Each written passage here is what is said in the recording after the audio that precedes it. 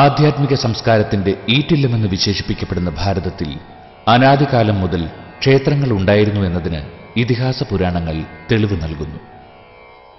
ജനങ്ങളുടെ ജീവശക്തി ഉൾക്കൊള്ളുന്ന മതബോധം വേദാന്ത വിചാരങ്ങളിലല്ല, മറിച്ച് കൺമുമ്പിൽ കാണുന്ന ഈശ്വര സാന്നിധ്യത്തിലുള്ള ക്ഷേത്രങ്ങളെ ചുറ്റിയാണ് നിലനിൽക്കുന്നത്.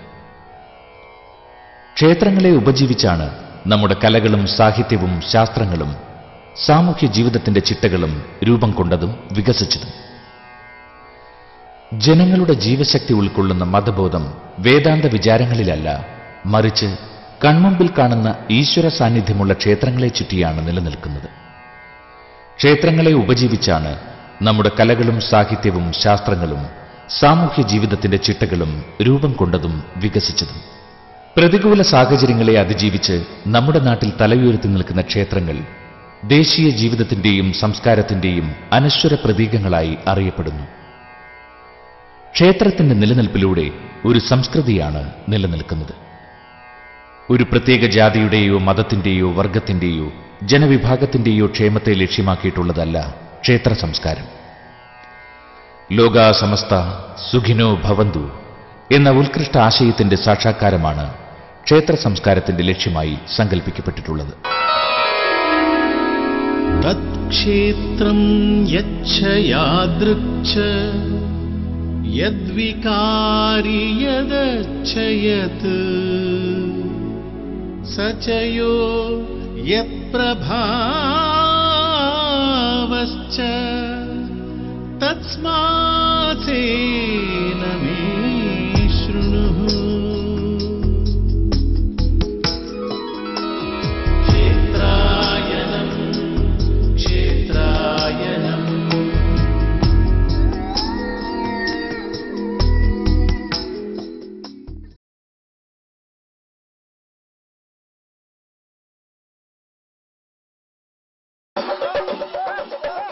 ചിരപുരാതനമായ കേരളീയ സംസ്കൃതിയുടെ പ്രഭവ കേന്ദ്രങ്ങളായ നമ്മുടെ ക്ഷേത്രങ്ങൾ സാമൂഹ്യ ജീവിതത്തിന്റെ സൗന്ദര്യബോധപരമായ സ്ഥാവരശിലകളിൽ പടുത്തുയർത്തപ്പെട്ടിട്ടുള്ളവയാണ്.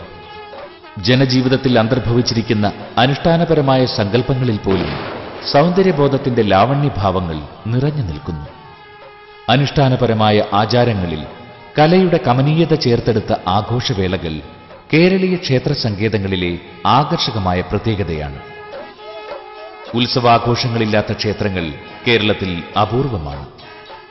ഏവർക്കും ആഹ്ലാദം നൽകുന്ന ആഘോഷമാണ് ഉത്സവം.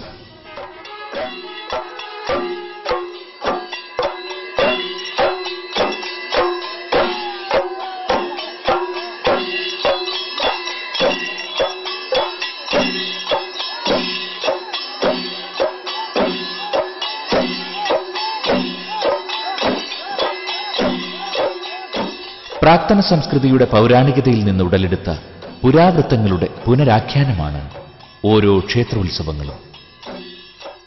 ഉത്സവത്തെ ഒരു ഉന്നതമായ യജ്ഞമായി വൈദിക സങ്കല്പം ഉൾക്കൊള്ളുന്നു.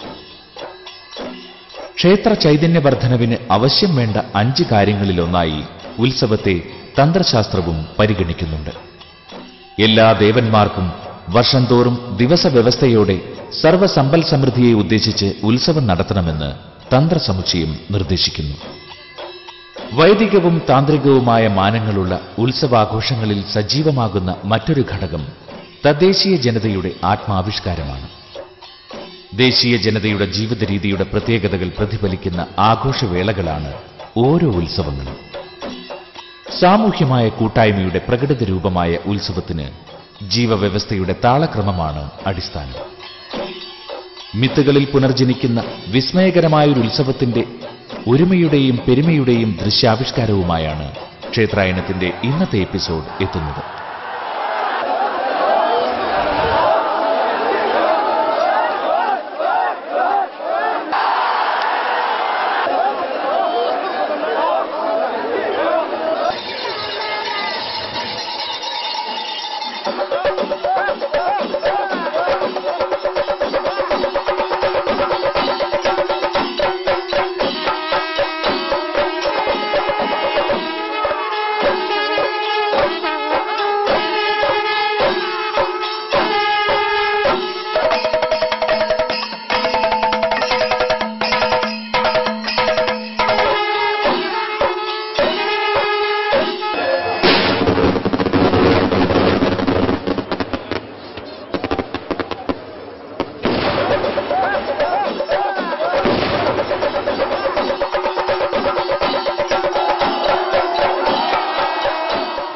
ദാരികവധത്തിനായി അവതരിച്ച ശ്രീഭദ്രകാളി ത്രിഗുണാന്വിതിയായി സത്വരജസ്തമോ ഭാവത്തിൽ കുടികൊള്ളുന്ന മധ്യകേരളത്തിലെ പ്രധാന ക്ഷേത്രങ്ങളിലൊന്നാണ് മച്ചാട് തിരുവാണിക്കാവ് ക്ഷേത്രം. തൃശൂർ ജില്ലയിലെ തലപ്പള്ളി താലൂക്കിലുള്ള മച്ചാട് തട്ടകദേശത്ത് തെക്കും കരയിലാണ് ഏകദേശം 700 വർഷത്തിലധികം പഴക്കമുണ്ടെന്ന് കരുതപ്പെടുന്ന ഈ ക്ഷേത്രം സ്ഥിതി ചെയ്യുന്നത്. കൊടുങ്ങല്ലൂർ ക്ഷേത്രത്തിൽ തീർത്ഥാടനത്തിന് പോയ കോങ്ങാട്ട് നായരുടെ കുടപ്പുറത്ത് കയറി തെക്കുംകര പാലശ്ശേരി തറവാട്ടിലെത്തിയ ഉഗ്രമൂർത്തിയാണ് തിരുവാണിക്കാവിലമ്മ. കൊച്ചിൻ ദേവസ്വം ബോർഡിന്റെ കീഴിലുള്ള അമ്മയുടെ ഈ ക്ഷേത്രം ഇന്ന് മധ്യകേരളത്തിലെ മാമാങ്കവേദിയായി ലോകമെങ്ങും അറിയപ്പെടുന്നു. തിരുവാണിക്കാവിലമ്മയുടെ തിരുവരങ്ങിൽ കുംഭത്തിന്റെ 30 വെള്ളിയിൽ കൂറയിട്ടാൽ പിന്നെ അടുത്ത ചൊവ്വാഴ്ച കാവിൽ വേലയാണ്. കാവിലമ്മയായ ഭദ്രാദേവിയുടെ തിരുമുമ്പിലെ വേലയാണ് കാലക്രമത്തിൽ പറഞ്ഞു പതിഞ്ഞ മച്ചാട് മാമാങ്കം. മാമാങ്കത്തിന് മുൻപ് കാവിലമ്മയുടെ കൂത്തുമാടത്തിനരികെ പച്ചമുള കീറി പടിയിട്ട് അതിര് തിരിച്ചാൽ പിന്നെ തട്ടകദേശത്തുള്ളവരാരും നാടുവിട്ട് അന്തിയുറങ്ങില്ല. അതിഥികളാകട്ടെ വേല കഴിഞ്ഞാകും മടക്കം.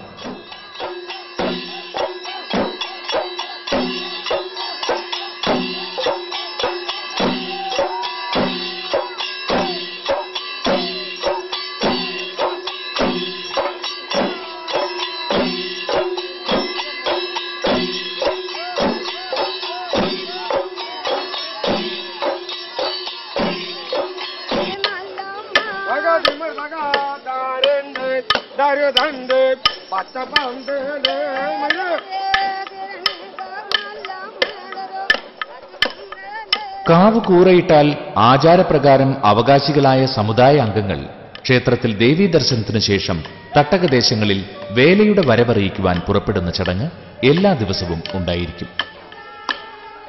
നാടൻ ശീലിലുള്ള ഭഗവതി സ്തോത്രങ്ങളാണ് അടിസ്ഥാന ജനങ്ങളായ ഇവരുടെ അനുഷ്ഠാനങ്ങൾക്ക് അകമ്പടിയാകുന്നത്. നായടിയെന്നും പാണ്ടിയെന്നും ഇതറിയപ്പെടുന്നു. കാവും കാവൂട്ടിയും കോലവും കോമരവും ദേശകലയുടെ ഭാഗമാണ്. നാട്ടമ്മമാരും കുടുംബനാഥന്മാരും ചേർന്ന് കൊട്ടിപ്പാടി ആരാധിക്കുന്ന മറ്റൊരമ്മയാണ് കാവിലമ്മ.